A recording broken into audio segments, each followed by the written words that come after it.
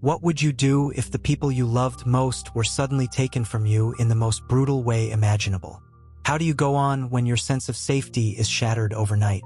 When emergency responders arrived at a quiet suburban home in the early hours of March 14, 2019, they weren't prepared for what they would find.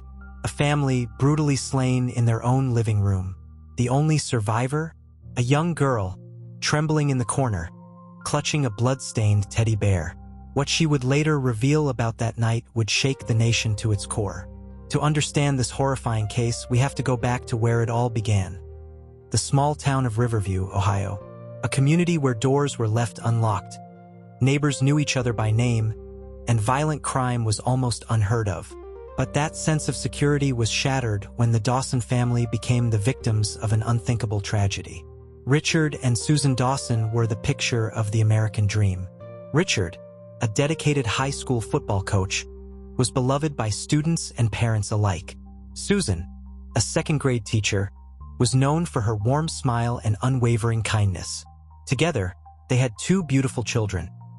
Emma, 10 years old, a budding artist with an infectious laugh, and Noah, 8 years old, who dreamed of becoming an astronaut.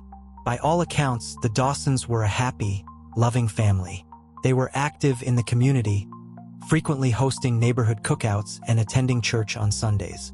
Richard was a mentor to many of his players, often going above and beyond to help students struggling with school or personal issues. Susan, too, was adored by her students, often staying late to tutor children who needed extra attention. They were the kind of people everyone in town knew and respected. But behind the warmth of their public life, there were whispers of unease. In the months leading up to the tragedy, Susan had confided in a close friend that she felt as if someone had been watching their house. She mentioned small things: garbage cans being moved, their mailbox left open, an unfamiliar car idling near their street late at night. Richard had dismissed her concerns, believing it to be paranoia. After all, Riverview was a safe town. What was there to fear? Neighbors would later recall seeing a dark figure near the Dawson residence on several occasions. A shadow lurking near the backyard fence. The faint sound of footsteps in the dead of night. But no one reported it. No one thought anything of it until it was too late. It would later be revealed that someone had been watching. Someone had been waiting. And on March 14, 2019, they finally made their move. March 14th started like any other night. The Dawsons had dinner together, Emma and Noah played a board game before bedtime, and Susan graded papers at the kitchen table while Richard watched the late-night news. But at precisely 2:37 a.m., their peaceful home was invaded.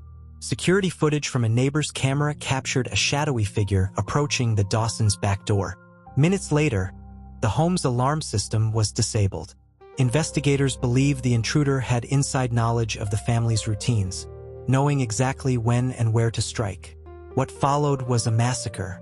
Richard and Susan were found in their bedroom, their bodies covered in deep, frenzied stab wounds. Emma was discovered in the hallway, as if she had tried to run, her small hands clutching at the wounds on her chest. And Noah, the youngest of them all, was found in his bed, still wrapped in his Star Wars blanket, as if he never even had the chance to fight back. But there was one person the killer overlooked: 10-year-old Emma. Despite her own injuries, she managed to hide beneath a pile of laundry in the upstairs bathroom. It was her quiet sobs that first alerted police when they arrived at the scene, and it was her testimony that would eventually lead to the truth. The level of violence suggested something more than a random break-in gone wrong. There was rage behind every attack, an unrelenting fury that left investigators questioning what could have motivated such brutality. Blood spatter analysis indicated that the assailant had moved swiftly through the house, targeting each member of the family with precision. There were no signs of hesitation, only pure, deliberate carnage. The autopsy reports painted an even grimmer picture. Richard had defensive wounds on his hands, indicating he had fought back against his attacker. Susan's wounds were deep and methodical, suggesting she had been subdued before the fatal blows. Emma's injuries, though severe, miraculously missed any major organs. And Noah, he had been killed in his sleep, never standing a chance against the monster who had entered their home that night. Investigators scoured the home for evidence. The back door showed no signs of forced entry, leading them to believe the killer either had a key or knew how to bypass the lock. A bloody handprint, smudged along the stairway banister, indicated the assailant had been wounded in the attack. But the most chilling discovery? A message, scrawled in blood on the bedroom mirror. Justice is served. The town of Riverview was thrown into chaos. Parents clutched their children a little tighter. Doors that were once left unlocked were now secured with deadbolts. And the sense of safety that once defined the community had been shattered beyond repair. The Dawsons' brutal murders weren't just a crime, they were a message. But from whom and why? As the investigation pressed on, one thing became disturbingly clear. The killer had been close to the family. Close enough to know their schedules, their home layout, and the alarm code. This wasn't a crime of opportunity. It was an act of vengeance. From the moment law enforcement stepped foot into the Dawson home, they knew this wasn't a random act of violence. This was personal. The sheer brutality of the attack suggested a deep, simmering rage. But who could have wanted to hurt the Dawsons? The first major clue came from a partial boot print left in the blood near the back door. Forensic analysts determined it was a military-grade boot, the kind typically worn by police or security personnel. Then came the chilling discovery. The alarm system hadn't been forcibly disabled. It had been turned off using the family's own security code. The list of suspects suddenly narrowed. Emma, still in shock, was gently questioned by investigators. She struggled to remember details, but one thing was clear. She had heard her father arguing with someone earlier that evening. A man's voice, low, threatening, but Emma didn't recognize it, or so she thought. Detectives combed through Richard and Susan's messages, searching for any conflicts or threats. That's when they found it. A series of angry texts from a name that made their blood run cold. Jason Walker. Jason Walker was no stranger to the Dawsons. He had been Richard's assistant coach for 3 years before being fired just 6 months earlier. The reason? Allegations of inappropriate behavior toward female students. Richard had reported him, and Walker had been terminated immediately. But instead of moving on, Walker had been stewing in resentment, blaming Richard for destroying his career. And now the Dawsons were dead. Investigators secured a warrant to search Walker's apartment. What they found inside sent a chill down their spines.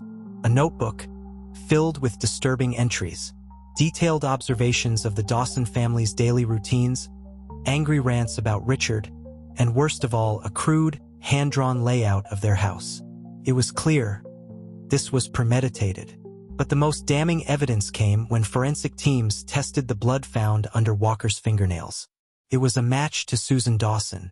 Walker had tried to clean himself up, but he had missed the smallest details, the kind of details that would put him behind bars. Jason Walker was arrested 2 days later at his apartment, where investigators found a bloodied knife wrapped in a towel, hidden under his bed. DNA testing confirmed it belonged to the Dawsons.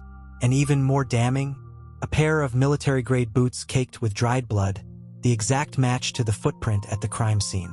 During the trial, prosecutors painted a chilling portrait of a man consumed by revenge. The evidence was overwhelming, but it was Emma's testimony that delivered the final blow. Despite her young age, she took the stand, her voice trembling but unwavering as she pointed at Walker and uttered the words that sealed his fate. He was there. I saw him. On November 8, 2020, Jason Walker was found guilty on 4 counts of first-degree murder. He was sentenced to life in prison without the possibility of parole. Justice had been served, but for the surviving members of the Dawson family, no sentence could undo the pain of that night.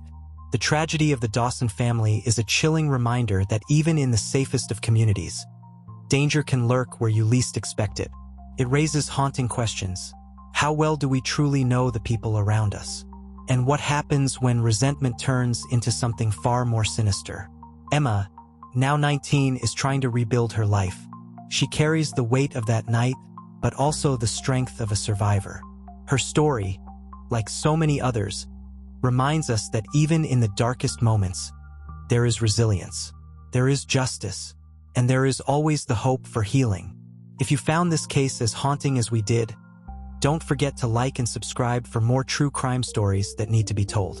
And as always, stay safe, stay vigilant, and take care of each other.